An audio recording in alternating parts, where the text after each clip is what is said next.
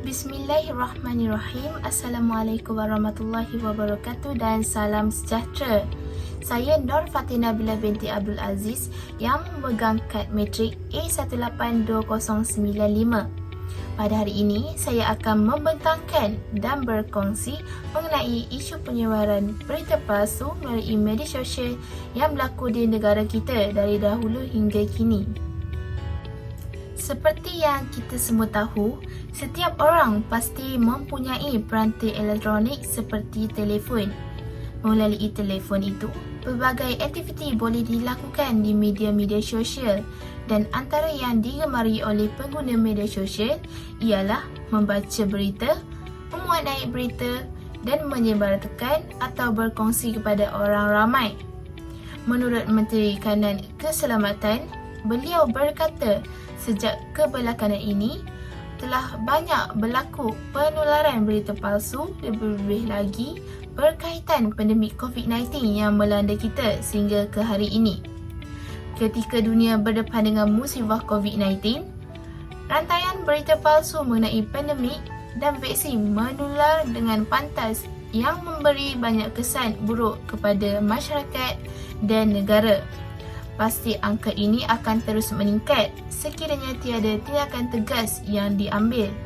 Selain itu, perkembangan ini sudah tentunya membimbangkan dan mampu merencatkan usaha kerajaan dalam memerangi pandemik COVID-19 ini.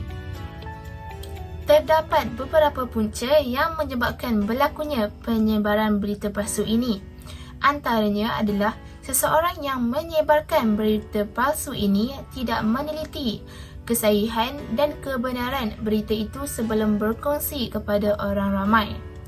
Selain itu, sesetengah individu sengaja menyebarkan berita palsu untuk menarik trafik internet bagi tujuan pendapatan daripada periklanan. Faktor peribadi seperti untuk tujuan membahayakan reputasi individu atau perniagaan juga merupakan punca berlakunya penyebaran berita palsu ini. Seperti yang kita sedia maklum, terdapat pelbagai kes berita palsu yang terjadi berhubung dengan vaksin COVID-19.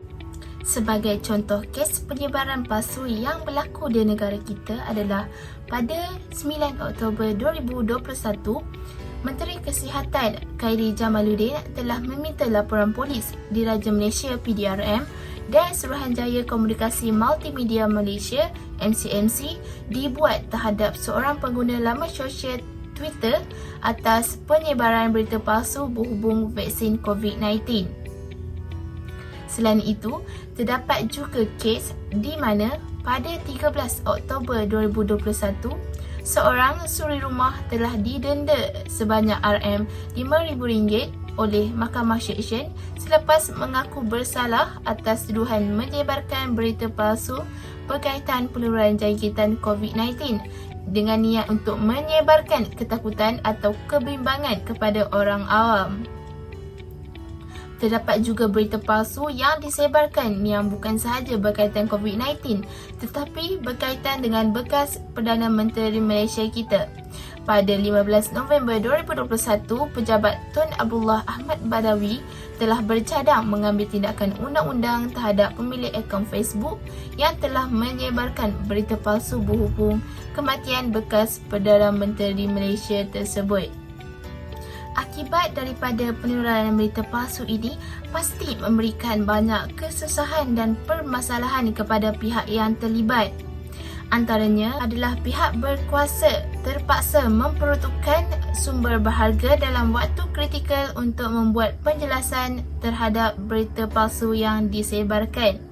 Selain itu, penularan berita palsu ini juga memberikan kebimbangan dalam kalangan masyarakat yang percaya kepada berita palsu sensasi yang tidak tahu hujung pangkal dari mana datangnya. Di samping itu, mangsa yang terlibat dalam penyebaran berita palsu ini juga akan mengalami penderitaan emosi dan mental kerana berita palsu yang disebarkan telah menjatuhkan marah diri mereka. Seterusnya, berlaku juga salah faham sesama masyarakat atau pengguna media sosial yang berpunca daripada berita palsu tersebut.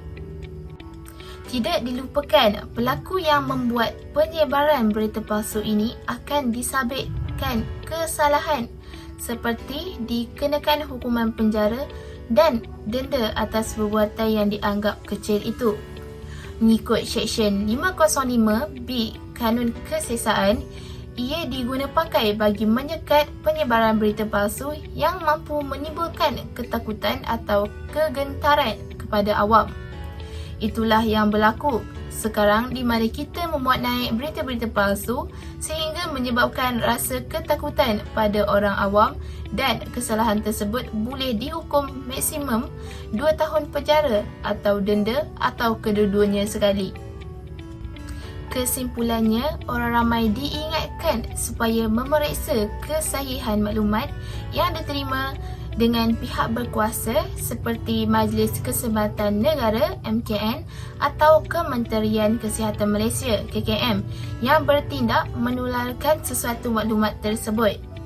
Selain itu, Suruhanjaya Komunikasi dan Multimedia Malaysia (SKAM) bersama Polis Diraja Malaysia (PDRM) boleh mengambil tindakan tegas terhadap pelaku dengan mengenal pasti laman sesawang atau akaun media sosial yang digunakan untuk menyebarkan berita palsu itu. Oleh itu, kesedaran sivik perlu diterapkan dalam diri setiap warga negara terhadap masalah penyebaran berita palsu ini. Dengan cara melaksanakan kempen kesedaran oleh pihak berwajib, ianya juga akan membantu orang ramai untuk lebih berhati-hati dalam berkongsi maklumat yang mereka terima. Selain itu, masyarakat juga perlulah bijak dalam menilai kandungan maklumat yang diterima dengan memastikan kesahihan sesuatu maklumat tersebut. Bukan itu sahaja, kerjasama semua pihak juga amatlah penting dalam mengekang penyebaran berita palsu COVID-19 di Malaysia hari ini. Sekian, itu sahaja daripada saya. Terima kasih.